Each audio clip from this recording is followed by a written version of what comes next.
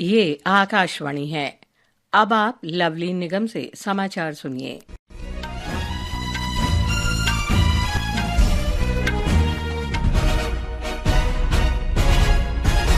संसद के दोनों सदनों की कार्यवाही अनिश्चित काल के लिए स्थगित कर दी गई है। लोकसभा की कार्यवाही आज सुबह जब शुरू हुई तो विपक्षी सदस्यों ने डॉक्टर भीमराव आंबेडकर पर केंद्रीय गृह मंत्री अमित शाह के बयान पर नारेबाजी शुरू कर दी। उधर राज्यसभा में हंगामे के कारण सदन की कार्यवाही पहले दोपहर 12 बजे तक के लिए स्थगित की गई। सभापति जगदीप धनखड़ ने सांसदों से जनता के विश्वास तथा अपेक्षाओं का सम्मान करने का आग्रह किया। दोपहर 12 बजे सदन की कार्यवाही दोबारा शुरू होने पर एक राष्ट्र एक चुनाव विधेयक के लिए संसद की संयुक्त समिति के 12 सदस्यों को नामित करने का प्रस्ताव रखा गया। अपनी समापन टिप्पणी में श्री धनखड़ ने खेद व्यक्त किया कि सत्र के दौरान लगातार व्यवधानों के कारण कामकाज की अवधि लगभग 40% थी। बाद में उन्होंने सदन की कार्यवाही अनिश्चितकाल के लिए स्थगित कर दी।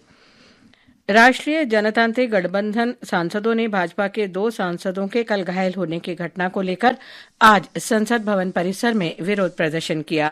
उन्होंने आरोप लगाया कि कांग्रेस पार्टी ने डॉक्टर बीआर आंबेडकर का अपमान किया है।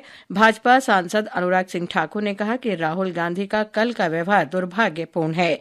डॉक्टर भीमराव आंबेडकर पर केंद्रीय गृह मंत्री अमित शाह की कथित टिप्पणी को लेकर विपक्षी दल के सांसदों ने भी संसद भवन में विरोध प्रदर्शन किया। संसद के बाहर मीडिया से बातचीत में कांग्रेस नेता प्रियंका गांधी ने कहा कि डॉक्टर आंबेडकर का कथित अपमान बर्दाश्त नहीं किया जाएगा। एक राष्ट्र एक चुनाव से संबंधित 2 विधेयकों को संसद की संयुक्त समिति को भेजा गया है। समिति में लोकसभा के 27 सदस्य और राज्यसभा के 12 सदस्य हैं। आज लोकसभा में विधि और न्याय मंत्री अर्जुन राम मेघवाल ने संविधान 129वां संशोधन विधेयक 2024 और केंद्र शासित प्रदेश कानून संशोधन 2024 को संसद की संयुक्त समिति को भेजने का प्रस्ताव पेश किया।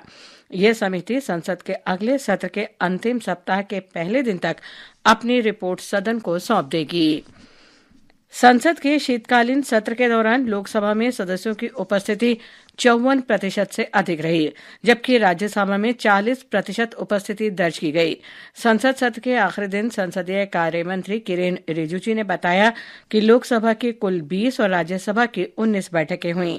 श्री रिजिजू ने कहा कि सत्र के दौरान लोकसभा में 4 विधेयक और राज्यसभा में 3 विधेयक पारित किए गए। श्री रिजिजू ने कहा कि संविधान अंगीकार करने की 75वीं वर्षगांठ के अवसर पर संसद के दोनों सदनों में विशेष चर्चा की गई।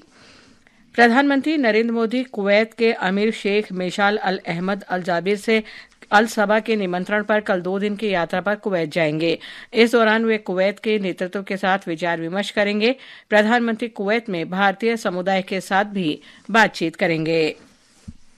राजस्थान के जयपुर में भांकरोटा क्षेत्र में हुए गैस टैंकर हादसे में मृतकों की संख्या 8 हो गई है, जबकि 30 से अधिक लोग घायल हैं।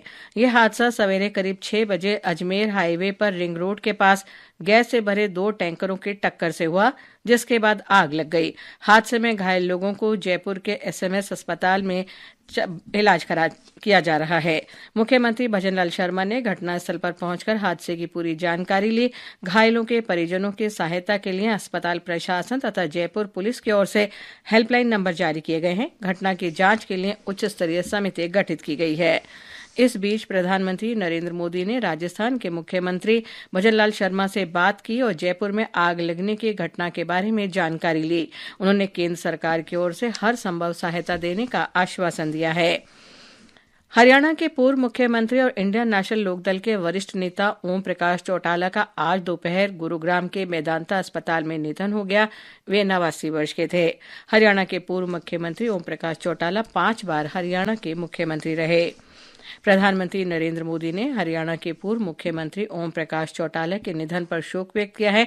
अपने संदेश में श्री मोदी ने कहा कि वे कई वर्षों से प्रदेश की राजनीति में सक्रिय रहे और चौधरी देवीलाल के सपनों को साकार करने की दिशा में लगातार प्रयास करते रहे। राष्ट्रपति द्रौपदी मुर्मू ने आज एक औपचारिक समारोह में सिकंदराबाद में प्रतिष्ठित कॉलेज ऑफ डिफेंस मैनेजमेंट को राष्ट्रपति ध्वज से सम्मानित किया। इस अवसर पर राष्ट्रपति ने कहा कि रक्षा क्षेत्र में देश की आत्मनिर्भरता और रणनीतिक साझेदारी देश की सीमाओं की रक्षा करेगी। इसके साथ ही ये समाचार बुलेटिन समाप्त हुआ।